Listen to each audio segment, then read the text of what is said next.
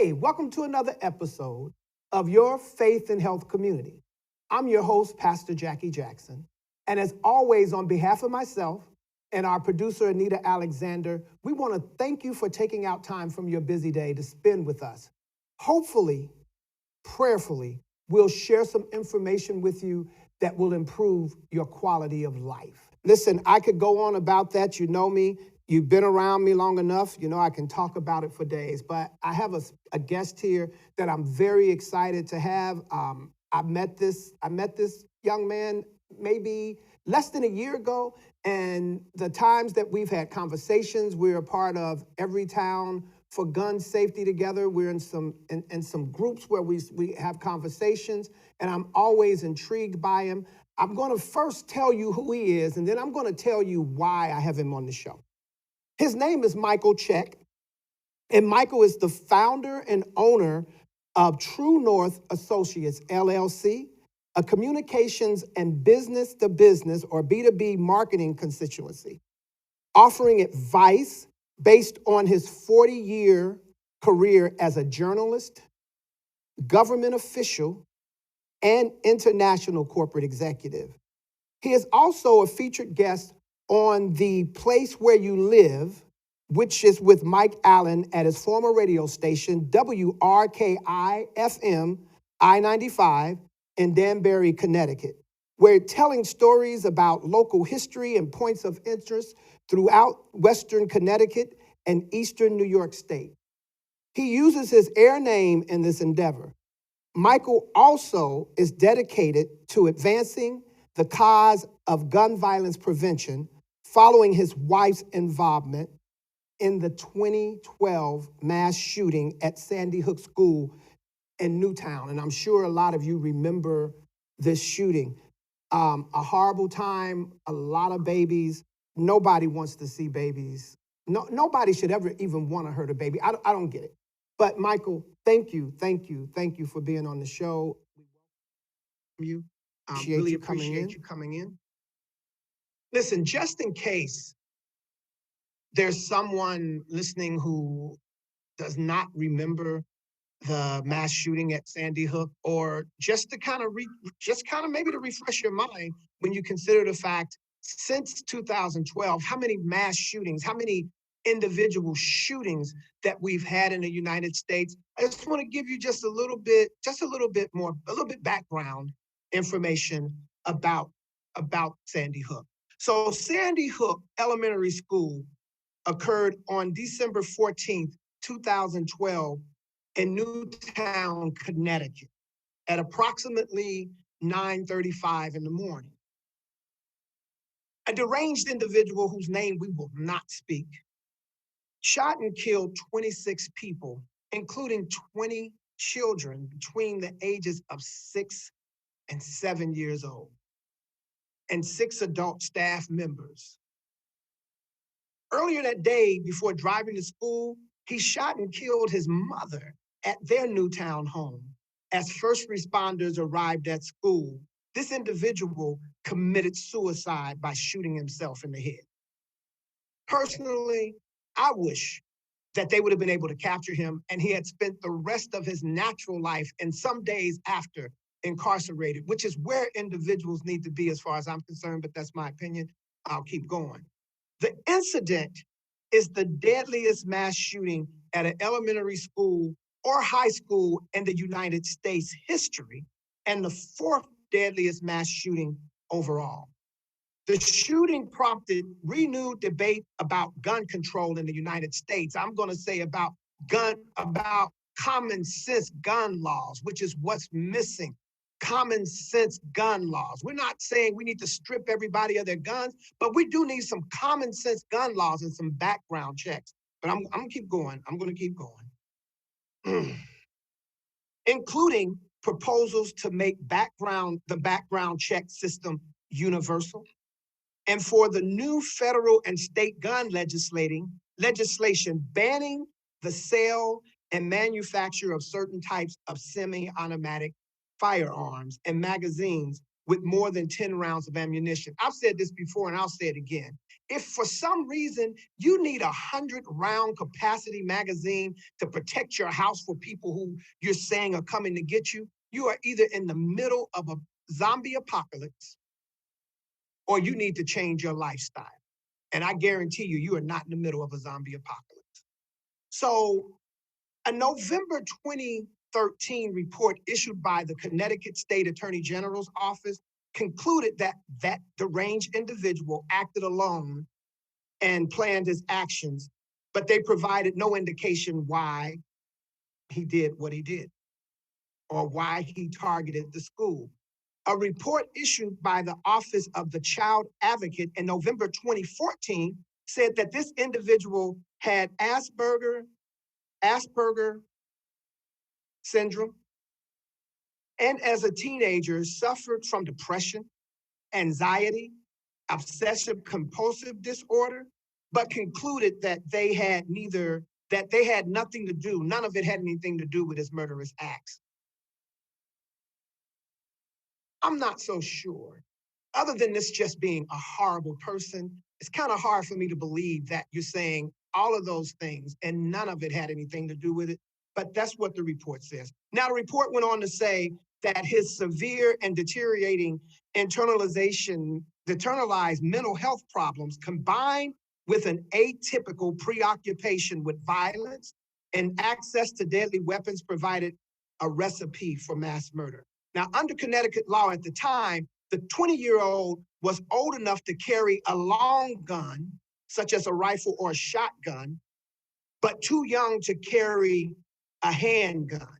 So I'm confused. If you're too young to carry a weapon, you should be too young to carry a weapon. And you're talking about a long gun, a shotgun, which in some cases will do far more damage than a handgun. How about we make until you're 21?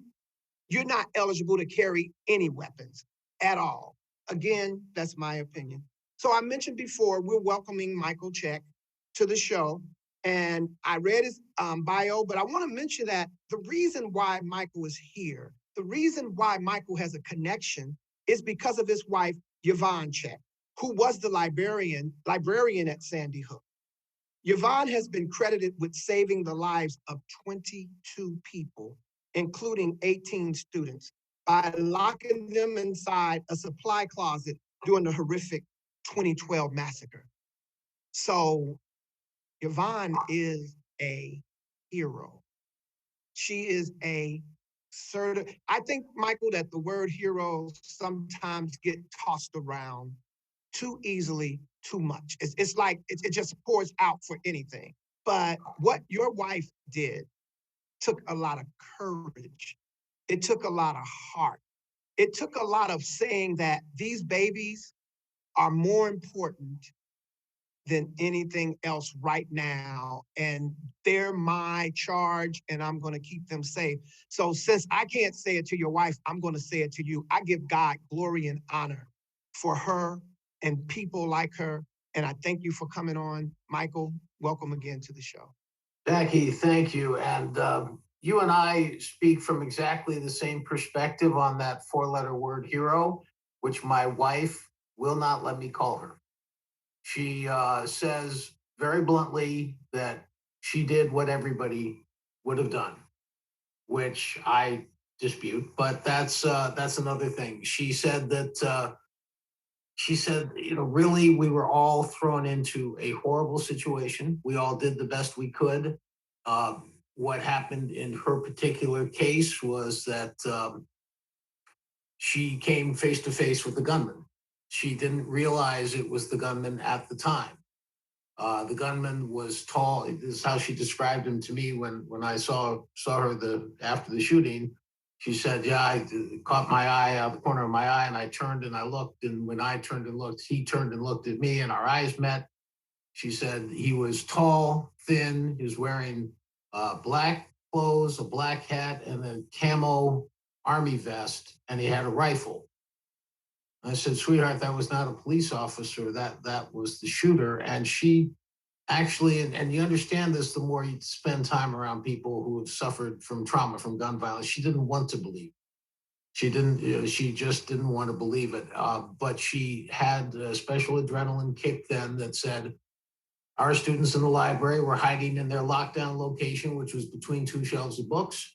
And she realized she had to get them into a place that was more secure. She did. She got them locked into the closet. They stayed there an hour and a half before the SWAT team got there. But I'm getting ahead of myself. I first just want to thank you for having me on the show because this is a topic that's near and dear to my heart. And you and I have gotten to know each other very well, thankfully, over the last year and a half. And I want to thank you for lending your considerable voice to this whole effort. It's always a treat when we see that Pastor Jackie's on the agenda because you really you lend a credibility and an insight that really is so rare in the clarity of your message. It's just amazing. I just wanted to say that. And the other thing I wanted to mention up front is that I sometimes, and we've talked about this, I sometimes feel troubled calling myself a gun violence survivor. And we've had this discussion in every town and other places. Uh, I wasn't at the epicenter that day. I didn't hear the gunshots. I didn't smell the gunpowder. I didn't hear the screams. I didn't hear the breaking glass. I didn't hear the cops running over the roof. I didn't see the frightened looks on the kids' faces in the closet for an hour and a half. I didn't see the teachers whose hands were shaking so badly they couldn't get their keys in the doors to lock them. I didn't see any of that. In fact, I wasn't even on this continent. I was in Germany when it broke out, and and so I have trouble calling myself a gun violence survivor, except that when I stop and think about it, there are millions of people just like me out there who, yeah, we weren't at the epicenter. We're in those circles around trying to support the people who were there. And because in my wife's case, 8 years after Sandy Hook, she still has the trauma, she still has the PTSD, she still, little things that you don't really necessarily expect that can bring it all back in a rush. Um, when that happens, we're the ones here left to pick up the pieces and try and help her get through it. And that's the kind of gun violence survivor story that gets lost in the other debates too.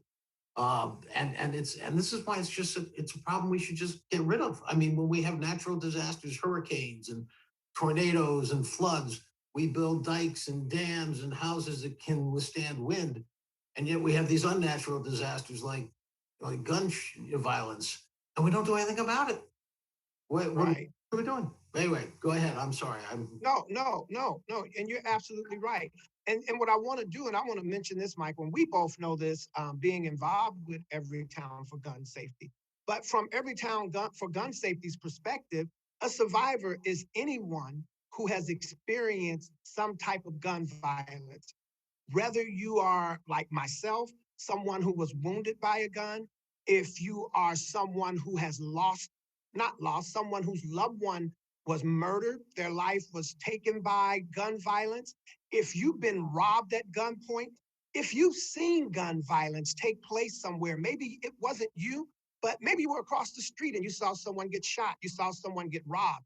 Any way that gun violence affects your life, that makes you a survivor of gun violence. And I think a lot of times, Michael, people don't realize when someone uses gun violence on one individual around the corner, the number of individuals affected by that is so great that a lot of times we don't think about it. You're talking, so it's one young man, one young woman that's shot down. He or she has a mother, a father, maybe a husband, a wife, a partner, children, cousins, nieces, nephews. You're looking at that community that's going to be suffering because of that gun violence. You've got to look at the store owners who would be in fear. My point is that it just continues to expand, and it's like a cloud or dust cloud. It may start small, but it spreads. So I wanted to say that since you mentioned that part, because a lot of people who are suffering from gun violence, who are survivors, don't get it. A lot of the Congress and Senate members don't get that they are survivors of gun violence after January 6th. But that's a whole nother story. We're here about Sandy Hook, so let me bring myself back in. I want to ask you a question, Michael, because I think this is really would be really good for people whose loved one has dealt with gun violence and especially if it's just now happening, and we know it could happen 50 years ago, it doesn't change how traumatizing it is. But for you to be able to walk your wife through, your daughter, your son, and yourself, can you just talk about how Sandy Hook has affected you all as a family and how you process through that?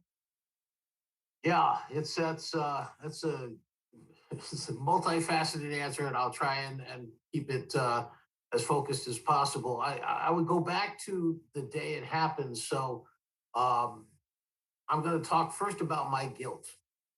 Uh, so here I was finishing up a business trip. I was in Germany. I was at the airport an hour and a half from takeoff. I had texted Yvonne earlier in the day and was surprised that she hadn't gotten back to me on I'd taken a picture of something in Germany that I thought would rekindle a memory because we used to live in Europe, and she didn't get back to me. And so I'm sitting in the lounge, the Lufthansa lounge, getting ready to fly back, and I see that on my cell phone I have a text message from my wife, and I'm going, oh, this is great. She's finally responding, and I'll never forget it. Jackie had said, in case you hear, we're in lockdown. Shooting in our school is real. I'm okay, locked in the closet with Marianne, Cindy, and 18 kids. And I looked at that and I was like, what? You know, what? And so first thing I do is I text back to her. I said, shooting in your school, you okay? I mean, what's going on? Nothing. Probably the 6 longest minutes of my life were waiting for a response to that text. And in those 6 minutes, I was looking around the lounge. All the other people who were there were, drinking their coffee, their wine, eating a Wurst, a sausage, having, reading the newspaper. And I'm like, I'm getting panicky. And former reporter, I'm starting to imagine the worst, and I'm starting to think, okay, this is something I need to react to or respond to or take care of. So I ran over to the television monitor where CNN was broadcasting. And I'm looking at their faces because they all wear earplugs, and I'm looking to see if there's any indication on their face that they're hearing about a shooting in an elementary school, or just any tip off that they're going to have to break in with breaking news. Nothing. No banners across the bottom of the screen about reports coming in and shoot.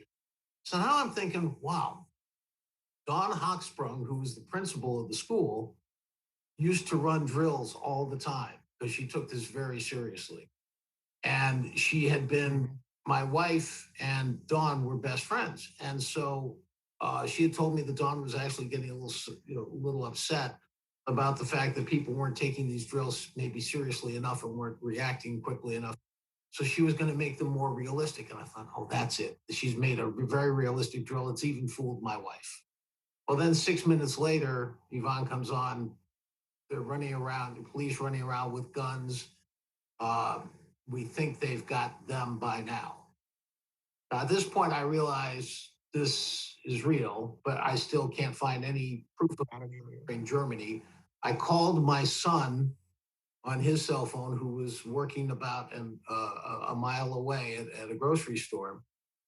Turns out he was on his way into the grocery store when I called him and I said, you haven't heard anything about a shooting at Sandy Hook? And he was like, what? And he said, Dad, I don't want to go to work. I said, don't go to work. Go to the scene. I said, just in case. I said, just go to the firehouse. It's nearby. Don't go anywhere close to the school in case it is real. But I need you to be my eyes and ears because I need to know what's going on. And you got to help your mom. So he goes over to the Sandy Hook firehouse. He was actually one of the first people on the scene, and he was there all day as the kids were coming out, and he was giving them hugs and handing them bottles of water because what they had seen was just horrendous. Um, and to make a very, very long story short, um, Christopher, to this day, 8 years later, is still affected by what happened that day. Ashley, my daughter, who's involved with Everytown, has made this her cause celeb. She's in college, about to do a final exam, and she gets this text, saying, that your mom's in trouble, and then I called her and said, look, this is the situation, and so we agreed she would, leave school and get into Danbury. Meanwhile, I had to fly home from Germany. I didn't get home for 15, 16 hours. And by the time I got home, my wife had played the stoic, stand up mom and whatnot until I got home. And then the poor woman just, collapsed. She was just literally emotionally drained at that point. And what had happened was the New York Times had called and she talked to them and she said, look, I don't want to be quoted. I don't want anything about me in this at all. They said, no, we just heard about the heroic stuff you did that, today. And we just wanted to see if you and the kids were all right. She goes, I really don't want to be quoted. She said, we're fine. The SWAT team got us out, blah, blah, blah. The New York Times not only quoted her, they gave her full name, spelling, quoted her, and sent it out. And it went on their website, which means it went international. So the phone started ringing off our hook. All the major networks started showing up on our front lawn. Scott Pelley from 60 Minutes was on the phone trying to get her onto 60 Minutes that Sunday. The shooting was on a Friday. ABC sent us a fruit basket, which I took apart because I was expecting a microphone was hidden inside. CBS, NBC, they were all just, CNN came over and Anderson Cooper. And it was unbelievable. So here I am trying to comfort my poor wife, and I'm going back into media relations mode, trying to take care of things. Christopher and Ashley, they're taking this in, but at the time you don't know how bad it is. And Right. what really happened, just to sum it all up, is that what people don't understand living outside this is, they see it on TV, they see the horrible situation, they go, oh my God, prayers and thoughts and all that. 8 years later, we all still have the effects. We see a little kid in the parking lot, a little 6, 7 year old in the parking lot. You look and you immediately think, oh my God, that's right. They were 6 and 7 year olds. You hear a car backfire. You're just like immediately, you use the word trigger point, or you talk about bullet points in a PowerPoint presentation, or you talk all of these little things. All of a sudden, the emotions come rushing back. I know I've taken too long to answer your question. I'm sorry. I'll be quiet now, but hopefully that's some insight. Yeah, me, probably like everybody else in this country with a television that day, we're looking, we're watching, and emotions are welling up in people all across the country, all around the world. And I think that sometimes we forget about how I know it was painful for me because I love babies, I love children. And so the fact that somebody had enough evilness in them to want to hurt a child just kind of blows me away all by itself. But I'm watching, I'm feeling emotion. I'm I'm amazed. I'm outraged. And for you, like you said, traveling, and I know I'm going back a little bit, but when you shared that with me the other day, it just hit me the fact that when you're in the exact same place with your loved one, and sometimes you feel helpless, you want to hug them, but hugging them doesn't change it. And what you had to deal with, not just sitting there waiting to come, you had to take a flight. And then I remember you said you got in LaGuardia. Did you come to LaGuardia? And then you still had to get to Connecticut. And the emotion, what you had to be dealing with, you mentioned earlier about feeling guilt. I know you've heard this 1,000 times, but I've just got to share it with you that, and especially for you, but also for somebody who may be listening that's in the same place, that does come into you, but you're not the culprit. You're not the sick individual. You're not the one with the weapon. You're not the one who planned such a horrific thing. And that doesn't change anything, and I know it, but I just like to say it to people to understand that you may feel some kind of guilt, but the guilt is not on you. And it's so horrible that victims have to carry a level of guilt because of what has happened to them or their loved one. I work with your daughter Ashley. So at some point or another, almost every day, we're either on a Zoom because obviously we can't, all be in the same place, or we're on Slack. There's some contact. First of all, I think Ashley is great. I enjoy when I get a chance to talk to her. Watching your daughter with survivors, because we're on a survivor team with Everytown for Gun Safety, and watching your daughter navigate through the work that she does, watching the care and the love that she gives to survivors. And I'm not just saying this because you're on here, you know it, but this is how she is. It's so amazing that just what, 8 years now, not 10, 8 years 8 years. ago, Yep. what your family has endured, and that she has gotten that fire inside of her, and that desire and that will and that love and compassion to love on survivors who are going through, when I know there are days that she might be feeling really a lot of emotion. And I know there are times when I'm working with survivors, every now and then, I've had 8 family members murdered. So every now and then it creeps up on you. But watching the work that she does is definitely a testament, I believe, to the work that you and your family have done to rebuild, so to speak, if I can use it that way, yourself, your confidence, your faith in mankind, and just helping your wife, who again, I gotta say it again, I may say it a few more times, who is a hero for looking after people at the time, at the worst time. You never know who you are, right? We always talk about who we are. This is just how I am. You don't know who or how you are sometimes until you are in that position. And she's definitely there. I want to move on and ask a question. We're gonna show some slides in our next show when you come back. But I just got to talk about this before we get there. I got a chance to review the slides, and then I come to a slide with audio. And listening to that audio of 911, like I told you, I was sitting at home and I was just frozen listening to those calls. You have had a chance to review all of this information. So you have lived it over and over. I know you've gone around the country speaking about the situation, no, the murder at Sandy Hook. You've talked about your family. So you are constantly, as they say, re-traumatizing and re-traumatizing yourself. How do you manage, even right now, and I thank you so much again for sitting down with us and having this conversation. How do you manage to keep yourself sane, I guess, if I go that route? There's a certain amount of, I guess, for lack of a better description, compartmentalization that has to occur. Uh, you said something very important when you said, I wasn't the guy with the gun, I wasn't the culprit. You have to somehow put the emotions over here and put the facts over here. And I do talk about the emotions because I think it's important for people to understand the emotional impact.